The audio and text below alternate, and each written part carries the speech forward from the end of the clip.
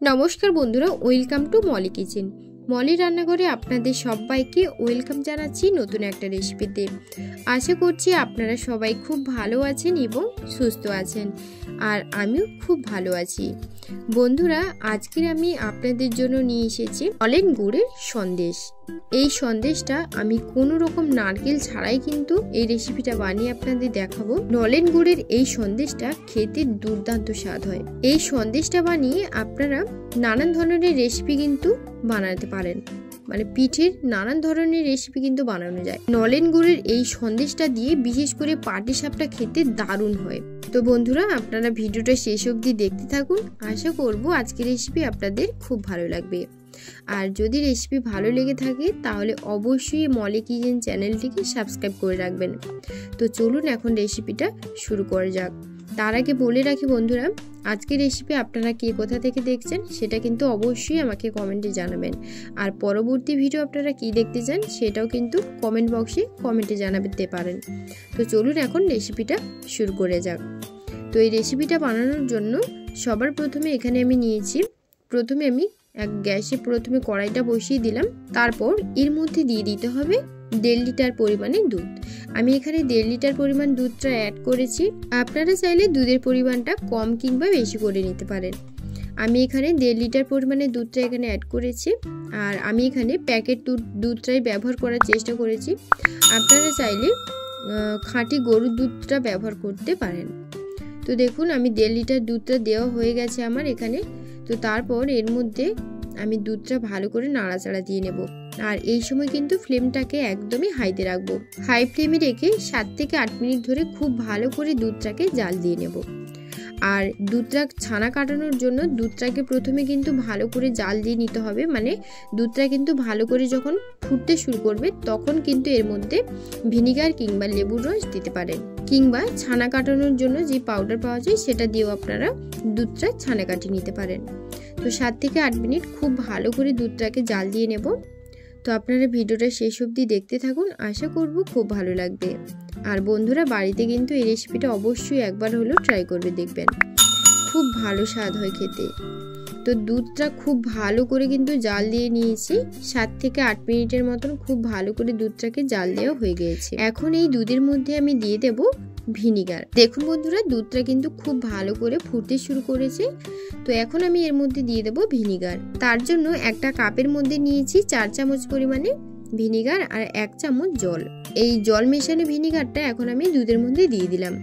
আর দুধের মধ্যে দেওয়ার সাথে সাথেই দেখতে পাচ্ছেন আপনারা যে ছানাটা কাটতে শুরু করেছে। তো আমি কিন্তু ভিনিগারটা একেবারেই দিয়ে দিইনি, অল্প অল্প করে 2 থেকে 3 বারের মতন দিয়ে ছানাটা খুব ভালো করে কাটিয়ে নেব। আর এই সময় কিন্তু ফ্লেমটাকে লো টু মিডিয়ামে রেখেছি। তো দেখুন, আমি 2 থেকে 3 বারের মতন ভিনিগারটা দিয়ে ছানাটা কাটিয়ে নিয়েছি। আর ভিনিগারটা যদি আপনাদের কাছে না থাকে তাহলে আপনারা লেবুর রস কিংবা ছানা কাটানোর পাউডার দিয়ে দুধটাকে ছানে কাটিয়ে নিতে পারেন। তো দেখুন, আমার ছানা কাটানো হয়ে গিয়েছে ভালো করে। তো এখন জল ঝরিয়ে ছানাটাকে খুব ভালো করে আমি জলটা চিপে চিপে বের করে নেব। তো দেখুন, জলটা খুব ভালো করে আমি ঝরিয়ে নিয়েছি। এবার এর মধ্যে জল দিয়ে খুব ভালো করে ধুয়ে নেব। হাত দিয়ে খুব ভালো করে নাড়াচাড়া দিয়ে আমি গরম জলটাকে বের করে নেব। আর জলটাকে খুব ভালো করে চেপে চেপে এটাকে কিন্তু জলটাকে খুব ভালো করে বের করে দিতে হবে। তো দেখুন, জলটা কিন্তু খুব ভালো করে আমি ঝরিয়ে নিয়েছি। এবার হাত দিয়ে এটাকে চেপে চেপে কিন্তু দেখুন হাত দিয়ে এইভাবে প্রেস করে আমি জলটাকে বের করে নেব। আর এটাতে বেশি জল না বের করলেও চলে, কিংবা আপনারা যদি চান হাত দিয়ে প্রেস করে জলটাকে বের করতে পারেন, কিংবা যে কোনো কাপড়ে মুড়ে হাত দিয়ে স্প্রেস করলে কিন্তু জলটা ভালোভাবে পড়ে যাবে। তো দেখুন, আমি খুব ভালো করে হাত দিয়ে স্প্রেস করে করে ছানার মধ্যে থেকে যে জলগুলো এক্সট্রা জলটা আছে সেটাকে বের করে নিচ্ছি।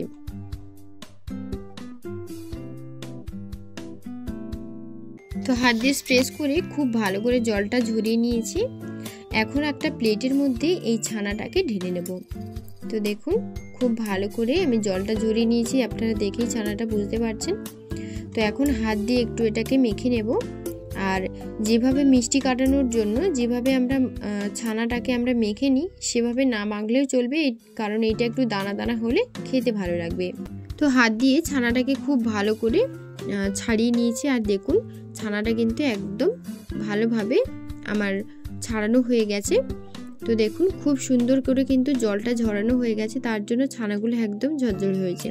এখন আমি সন্দেশটা বানিয়ে নেব। তার জন্য ফ্রাইং প্যান বসিয়ে দিয়েছি। এবার এর মধ্যে দিয়ে দিচ্ছি 1 চামচের মতন ঘি।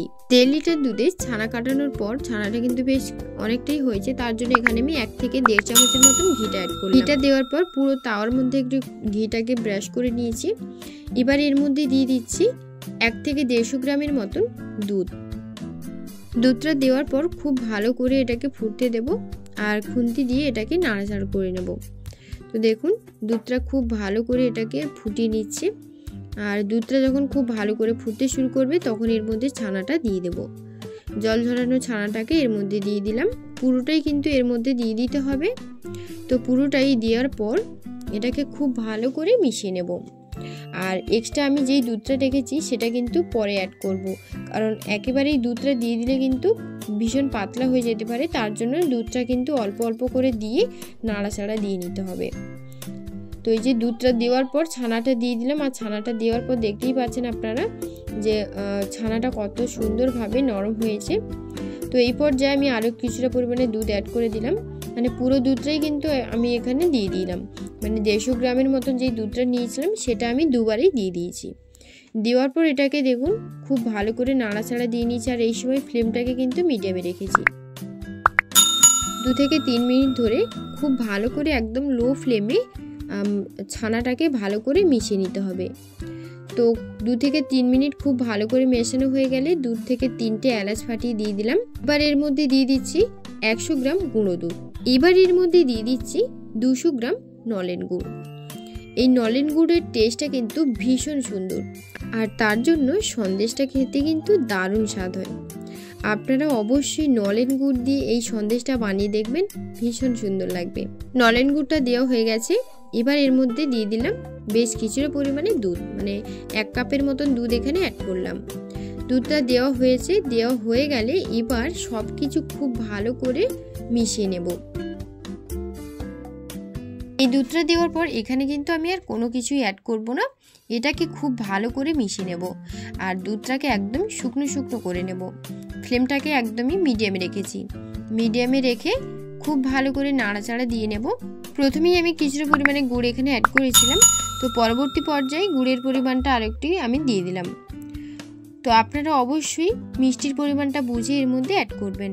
গুড়টা দেওয়া হয়ে গেছে। এবার এটাকে খুব ভালো করে মিশিয়ে নেব। এই সময় অবশ্যই ফ্লেমটাকে মিডিয়াম টু হাইতে রেখেছি। আর রাখার পর এটাকে খুব ভালো করে মিশিয়ে নিচ্ছি আর দুধটাকে একদম শুকনো শুকনো করে নেব। তাহলেই তৈরি হয়ে যাবে আমাদের নলেন গুড়ের সন্দেশ। ভীষণ সুন্দর হয় খেতে। আপনারা অবশ্যই একবার হলেও এই রেসিপিটা ট্রাই করে দেখবেন বন্ধুরা, খুব ভালো লাগবে খেতে। তো মিশিয়ে নেওয়ার পর এটাকে কিন্তু 4 থেকে 5 মিনিট খুব ভালো করে মিশিয়ে নিচ্ছি। 4 থেকে 5 মিনিট পর আপনারা দেখেই নিশ্চয়ই বুঝতে পেরেছেন যে সন্দেশটা কত সুন্দর হয়েছে। দুধটা কিন্তু একদম ভালোভাবে শুকিয়ে গেছে। আর তারপর দুধ শুকিয়ে যাওয়ার পর আপনারা দেখেই নিশ্চয়ই বুঝতে পারছেন। তো খেতে কিন্তু এই সন্দেশটা দারুণ হয় বন্ধুরা। আপনাদের এতবার ধরে বলার কারণ আপনারা অবশ্যই একবার হলেও এই রেসিপিটা বানিয়ে দেখবেন, খুব ভালো লাগবে। তো সন্দেশটা তো আমার একেবারেই রেডি। এবার আমি গ্যাসটা অফ করে দিয়েছি। এবার আমি এখানে এই সন্দেশটা শেপ দিয়ে নেওয়ার জন্য এখানে আমি একটা কেক মোল্ড নিয়েছি। আপনারা যে কোনো বাটি কিংবা যে কোনো মোল্ড থাকলে সেটা নিয়ে বানাতে পারেন। মানে যে কোনো একটা শেপ দিলে দেখতে ভালো লাগবে আর খেতেও তো কোনো কথাই নেই। তো আমি এর মধ্যে কিছুটা ঘি ব্রাশ করে নিচ্ছি। আপনারা যদি চান সাদা তেলও এর মধ্যে অ্যাড করতে পারেন। তো ঘিটা আমি ব্রাশ করে নেওয়ার পর অল্প অল্প করে নিয়ে স্প্যাচুলার সাহায্যে একটা শেপ দিয়ে নেব। তো দেখুন পরপর করে সবটা আমি নিয়ে নিলাম। নেওয়ার পর এই স্প্যাচুলারের সাহায্যে আমি সন্দেশটা বানিয়ে নেব, মানে একটা শেপ দিয়ে নেব, সুন্দর একটা শেপ দিয়ে নেব। তো তাহলে আমার সন্দেশটা কিন্তু একেবারেই রেডি। তো দেখুন সন্দেশটা কিন্তু একদম রেডি। এটাকে আপনারা ফ্রিজে রেখে মানে ঠান্ডা হলে যখন খাবেন তখন কিন্তু আরও ভালো লাগবে খেতে। গরম অবস্থাতেও এই সন্দেশটা ভালো লাগে খেতে, তবে মিষ্টি যেহেতু তবে ঠান্ডাতেই একটু বেশি ভালো লাগে খেতে। তো শেপটা আমার দেওয়া হয়ে গেছে। এখন একটু ওপর দিয়ে কিছু ড্রাই ফ্রুটস দিয়ে দিচ্ছি, এতে করে দেখতেও ভালো লাগবে আর খেতেও ভালো লাগবে। বন্ধুরা, আপনাদের কাছে যদি ড্রাই ফ্রুটস না থাকে সেক্ষেত্রে আপনারা শুধু কিশমিশ দিয়েও পরিবেশন করতে পারেন। আমি এখানে কিশমিশ আর এখানে কিছু নিয়েছি পেস্তা, একদম কুচি কুচি করে কেটে রেখেছিলাম, সেটা উপর দিয়ে দিলাম। আর পেস্তাটা কিন্তু মিষ্টির জন্য ভীষণ ভালো, খেতে খুব ভালো লাগে, তো তার জন্য এখানে আমি পেস্তাটা দিয়ে দিলাম। আপনারা যদি চান কাঠবাদাম কিংবা কাজু দিয়েও পরিবেশন করতে পারেন। তাহলে বন্ধুরা, আপনারা তো দেখেই নিলেন যে কত সহজেই নলেন গুড়ের রেসিপিটা বানিয়েছি, খেতে কিন্তু দুর্দান্ত স্বাদ হয়। আপনাদের কাছে আমার রিকোয়েস্ট রইল, একবার হলেও এই রেসিপিটা বাড়িতে বানানোর খুব ভালো লাগবে। রেসিপি যদি বাড়িতে বানিয়ে থাকেন কমেন্টে কিন্তু অবশ্যই জানাবেন যে খেয়ে আপনাদের কাছে কেমন লাগলো। এই নলেন গুড়ের সন্দেশটা বানিয়ে আপনারা পাটিসাপটাও কিন্তু বানাতে পারেন। এটা কিন্তু স্টোর করে রেখে পাটিসাপটা কিংবা বিভিন্ন রকমের পুর ভরা পিঠেও কিন্তু বানাতে পারেন, খেতে কিন্তু খুব ভালো লাগে।